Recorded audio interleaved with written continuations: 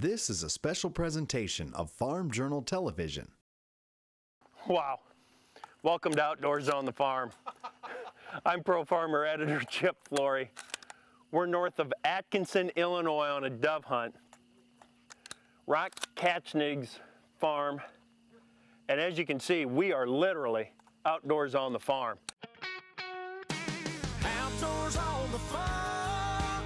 We do it right, get it done. Use a tractor, use a gun. Outdoors on the farm. Where I was born, I was raised, and I'll do whatever it takes to stay. Outdoors on the farm. Welcome to Outdoors on the Farm. I'm Pro Farmer Editor Chip Flory. We're just north of Anawan, Illinois at Rock Katchnig's farm. And Rock, first off, this is a real interesting sign that you've got right here. Tell me about how you got that. We've been a member of past few years of the National Wild Turkey Federation chapter, and our local chapter here is Big Bend Longbeards. And in the summer of 2007, we were recognized with several other people for the areas, the acres that we've developed habitat on, planting trees, food plots, my land and several other landowners. We've put approximately 450 acres into CRP acres. We planted pines, oaks on these trees. The past 2 years, probably over 100,000 trees. And you're doing a lot of other stuff over there for the pheasant as far as food plots go, and I like the way you've got it set up with the strips. Right. Whatever game it might be, turkeys, deer, pheasant, they like to graze, browse around, different variety, different crops. So you plant things in different strips and they'll wander around and work different crops. So that's why we have a strip of soybeans, strip of sorghum, strip of corn, and a little variety for them to choose from. What are your plans for this wetland spot? When I think wetlands, I think waterfowl. That's not necessarily the case, is what you're saying. The area that we've deepened out there with the earthwork we did with the dozer, that'll get deep enough that we'll hold geese. Okay. Geese and ducks will land in there. There's a pecan right there. This was trees, and Dad bulldozed this to make it farmable. A lot of years it was alfalfa hay. Yeah. And now I'm returning it back to trees. Right. But like I say, this is a long ways from being a timber that you're going to be able to do anything with, right? Well, this program that we enrolled, we could go for the 10-year or 15-year enrollment. We chose the 15-year program. But why are you doing it? Well, to increase the bird numbers around here, the deer population, and we have 4 daughters. And my goal is to leave each one of those girls with a place to build a nice house. My mom and dad had the dream of building a home up there in that timber up there. Okay. Why are you as focused on trees as you are? Well, with the cost of inputs, it wasn't as favorable to devote these acres to corn and soybeans anymore. And it just seems at this point in time that it's more rewarding to watch the deer work across those hills, the turkeys, the young flocks of turkey in the spring, Yeah. you know, cross through these strips and that you can observe. And bow season is just a great time of year to observe these populations, and it seems more rewarding than driving a combine across those acres now. Now that's getting to why you're doing this, but obviously you're out there hunting and harvesting these birds too. Right. We don't have any intentions of opening a fee hunting program at all. It's mostly been for friends, and we pretty much just exchange, hunt with friends, and enjoy the opportunities others might have also. In other words, you're doing it so you can have fun outdoors on the farm. Thank you, Rock. Stay with us. We'll be back in just a bit to go out dove hunting with Rock and share some more tips from our pro staff team right after this on Outdoors on the Farm. Outdoors on the Farm is brought to you by the Ram Truck brand.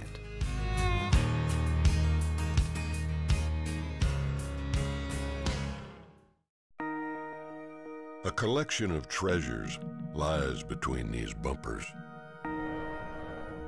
Legendary engines, industry gold,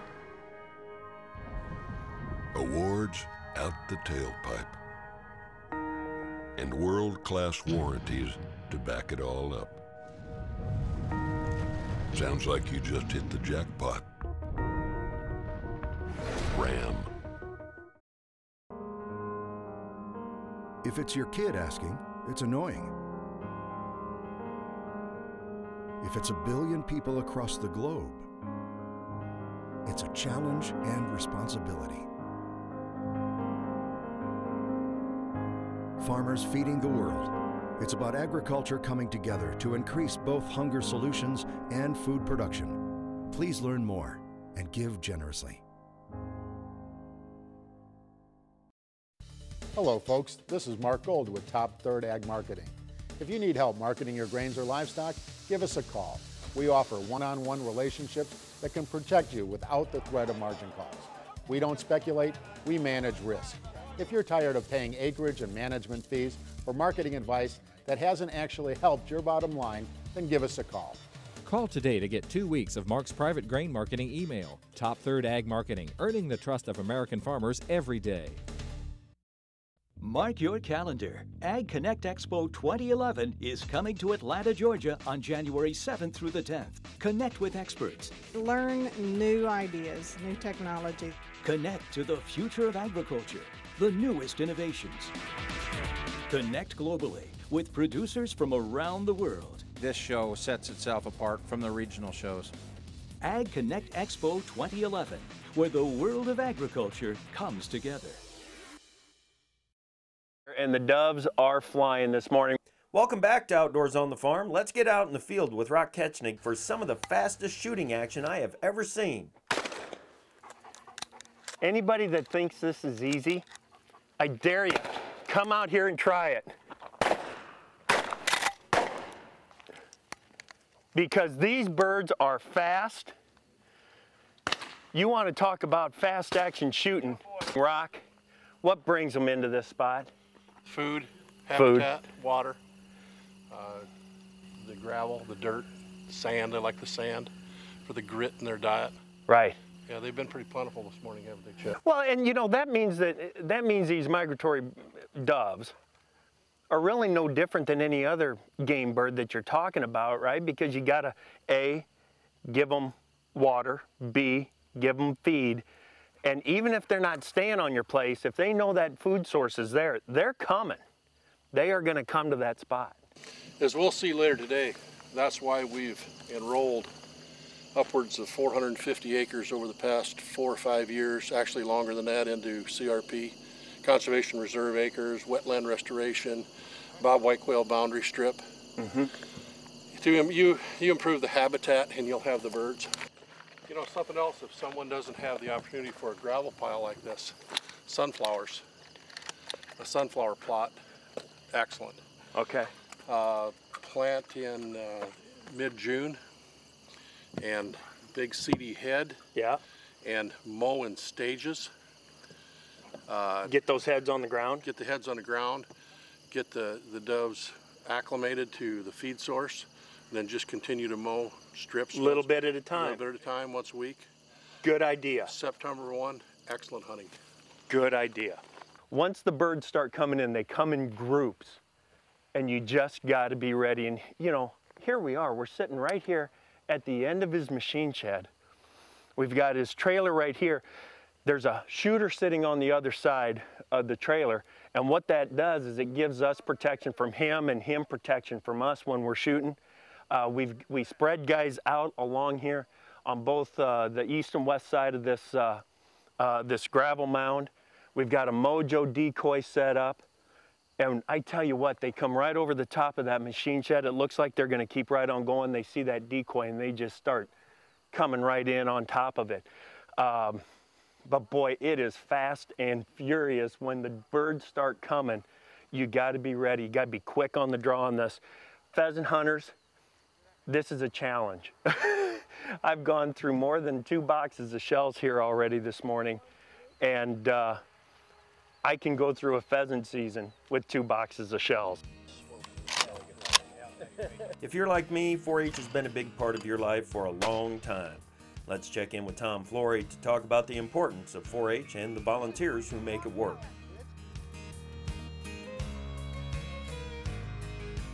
For the past couple of years, I've been involved with 4-H shooting sports. One thing I've learned is that we will not be able to have it without volunteers. Today, I want you to meet one of those volunteers. Dad, why do you volunteer?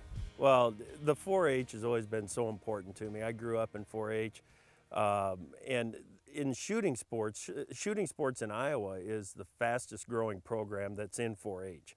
And the reason for that is because it offers an alternative for some of the kids that are living in towns or cities that don't have access and can't have a calf, can't have hogs, can't have sheep, aren't interested in doing some of the other more traditional 4-H programs. And the 4-H shooting sports just, it opens up all of the, it opens up 4-H to all of the youth out there. And the reason that I do it is because I want to give something back to 4-H. The other reason that I'm doing it is that we put these kids in a safe environment where they can learn to shoot. We put these kids in a safe environment where they can interact with other kids. It helps develop their communication skills. It helps develop their leadership skills and learn how to shoot and learn how to shoot safely. Thanks, Dad. Thanks to all the volunteers and parents that help with shooting sports. My tip to the parents is get your kids involved with shooting sports so they can learn the basics before they get outdoors on the farm. We'll take a quick break and then get back to some more dove hunting with Rock Katchnig, and we'll get a tip on how to make your woodlot more inviting to wildlife outdoors on the farm. Join me and country music star Justin Moore on a hunt. One lucky viewer will join me, Justin, and the pro staff team for a turkey hunt that will be featured on the show. Go to outdoorsonthefarm.com and learn how to enter. Deadline is January 31st, but don't wait. Sign up now. Outdoors on the Farm is brought to you by the original Muck Boot Company. Life isn't always comfortable. Your boots should be.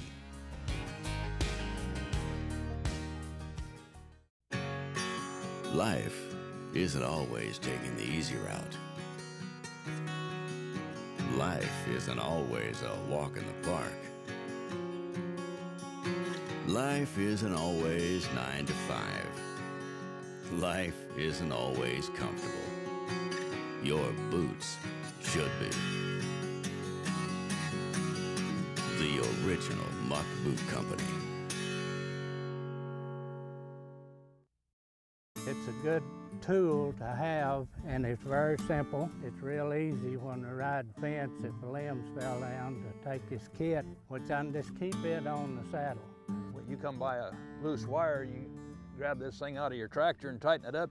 You can tighten it and be back in the tractor about as fast as you can open a gate.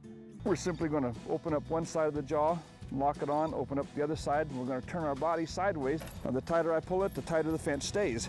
We're going to lay it across the face of the tool. We're going to take a nice short wrap on this side. We're going to come over here. We're going to take a nice short wrap on this side like this. So use your fencing pliers and simply weave it right back into the fence where you took it out of. Now, if you'll notice, that fence is just nice and bowstring tight, just like we wanted it to be when we started out. Order the original Texas Fence Fixer today for just $89.95 with free shipping and handling. Or get the kit. Includes fencing pliers, deerskin gloves, the original Texas Fence Fixer, and carry bag for only $129.95 with free shipping and handling. Call or order online today.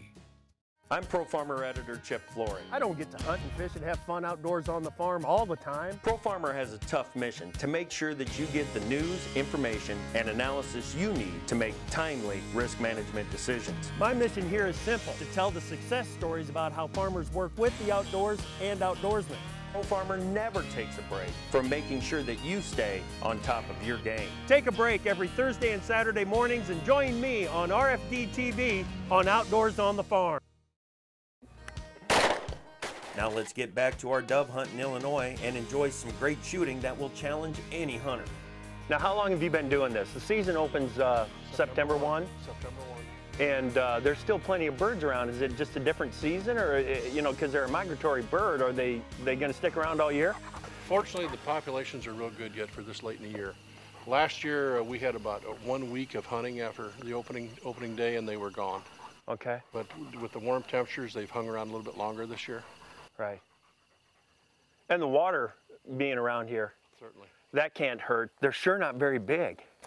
They're not big, but they've got a wonderful little breast on them. Yeah, dark meat. Dark meat. Okay, now that we're talking about the meat on them, how do you cook these things up?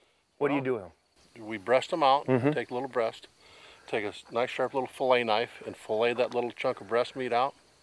put a pepper in them, water chestnut, and wrap them in bacon. Marinate them in teriyaki sauce on the grill. Yeah.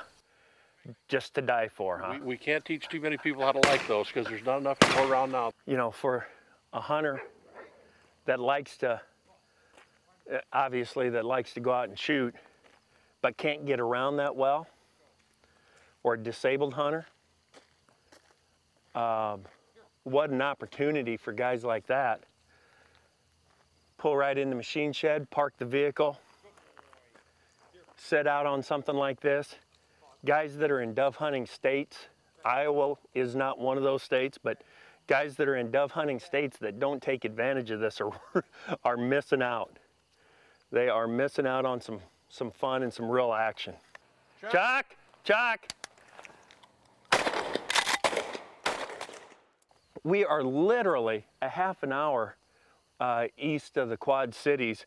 So the guys out here we go. The guys out here in eastern Iowa, there's no question that this is an easy trip over here. And it's inexpensive. Non-resident small games license, plus the habitat stamp, and you got to get your HIP number over here. But you put all that together, it's like 35 bucks for a non-resident to come over to Illinois and do some of this dove hunting. It's fantastic. This is the first time I've ever done this, and I can't believe how much fun this is. There's no doubt it's fun outdoors on the farm. Managing land for wildlife doesn't have to take a lot of time and effort. Our pro staffer Scott Rolfes shows us how easy it is to make a small woodlot more inviting for wildlife. On today's tip, we're going to talk about managing small clear cuts. This was a very large tree that was growing in this forested condition. It died and was taken down. When that happens, it creates a large opening in the canopy, and a large amount of sunlight has a chance to come down and hit the ground, and it will spawn this big herbaceous cover that you get here.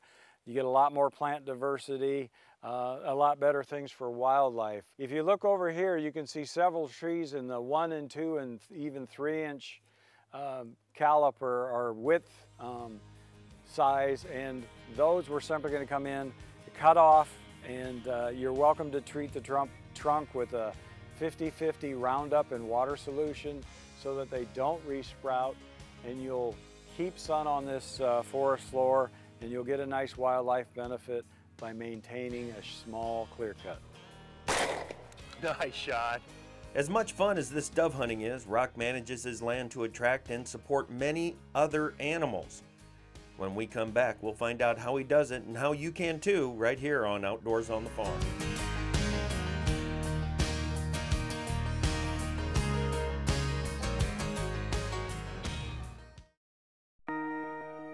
A collection of treasures lies between these bumpers.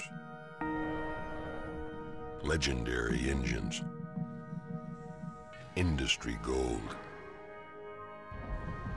awards out the tailpipe, and world-class warranties to back it all up. Sounds like you just hit the jackpot. Ram. Are you looking to increase the yields of your corn crop? Come get an education. I'm Clinton Griffiths. Join me for Corn College TV. Two of the best agronomists in the business will walk you step by step through the growing season. From in-field diagnostics to finding the right equipment for the job, Corn College TV is your weekly tutorial for getting the most out of your fields. Technology is moving fast. Don't get left behind. Join us for Corn College TV. I'm Greg Hunt. I believe diversification, transparency, and liquidity are the important factors in today's investment arena. Let Greg show you how professionally directed managed futures programs can work for you. Learn how commodity trading advisors provide access to global coverage in hard assets, financials, and many other commodities, seeking returns regardless of market direction. Call today to see how you can work with some of the world's top regulated commodity trading advisors. Growing up in agriculture, I know how important information is to America's farmers and ranchers.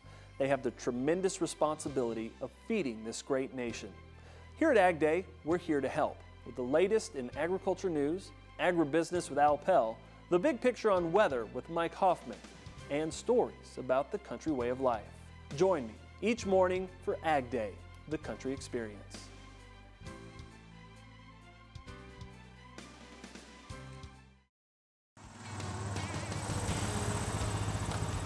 Welcome to Outdoors on the Farm. I'm Pro Farmer Editor Chip Flory.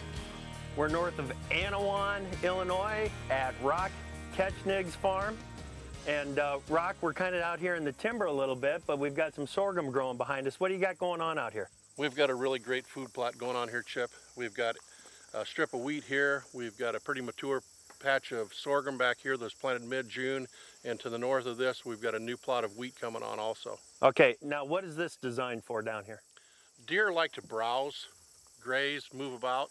It takes just a little small area. They'll move. They like a variety, and they like to wind around, move around, look around. They've got water. They've got their food source. They've got excellent cover around here.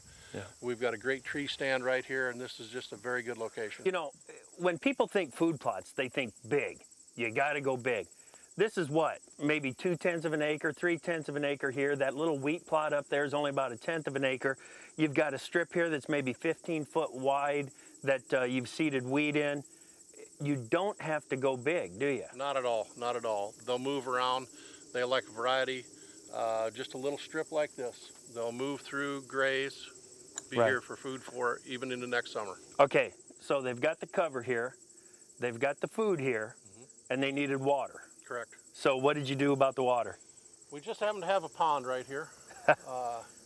Just real low area back here, a little wetland back here. We've got a water source also. Okay, and now did you dig this pond or was this natural? We dug this with our loader tractor. Yeah, it sounds like what you're saying here, Rock, is once you get these things established, there's a little bit of work to putting in this sorghum and everything. Put a little bit of maintenance in it. Right. But don't work too hard at it. No, and experiment. Experiment with different crops. Oats, wheat, rye, vetch, clovers. Tear up a small area, sow different crops, and when you're in your stand, just observe. Observe what they work through and what they like the best. Another thing that keeps people from doing food plots is they think about the time commitment. They think about the equipment that you've got to have to do it, and it kind of makes people shy away from it. What kind of equipment and how much time does it take to do something like this? Not long at all, and it doesn't have to be real tillage intensive. With just some Roundup, you can kill the present vegetations there so it won't come back. Right. You can overseed right on top of dead grass. Clover will come, your wheat will come. If need be, you know, sorghum might even can come for a small plot if you're really limited on tillage equipment. Why are you doing this? It's just so peaceful to be out here, wake up in the morning when the sun comes up, sit out here at dusk with a bow or real close to bow season here. And it's almost as enjoyable just coming out here to watch the wildlife, even if you don't get a shot. It is so beautiful to just observe the wildlife move around in their natural habitat right here. Excellent. Very good advice. And boy, it's, you know, you get a setup like this and you can really figure out it doesn't take long to go outside and have some fun outdoors on the farm. You know, it's kind of a cold, brisk November day and we're getting ready to go out and do some coon hunting. But I'm thinking back to that day that I was out there hunting doves with Rock, and it just blows me away that here in the state of Iowa, we don't hunt the migratory bird known as that dove over there that we were hunting with Rock. They can hunt those doves in every state around Iowa, but we do not hunt those migratory birds. That's what they are. They're nothing more than a migratory bird that eats really good on the table. And in a day when the Iowa DNR is looking for revenue from all kinds of sources, it just blows my mind that they allow that dove hunting revenue to go to all the states around Iowa without keeping it right here at home. It's always great to see farmers like Rock managing their land with the future in mind. That's what it's all about, isn't it? Leaving a legacy that will make a difference. We had a great day here in Illinois, and join us next week as we head up to South Dakota to go pheasant hunting with a pioneer of hunting resorts. We'll see you then, outdoors on the farm. Join me and country music star Justin Moore on a hunt One lucky viewer will join me, Justin, and the pro staff team for a turkey hunt that will be featured on the show. Go to outdoorsonthefarm.com and learn how to enter. Deadline is January 31st, but don't wait. Sign up now. Outdoors on the farm. We do it right, get it done. Use a tractor, use a gun. Outdoors on the farm. Where I was born, I was raised, and I'll do whatever it takes to stay. Outdoors on the farm.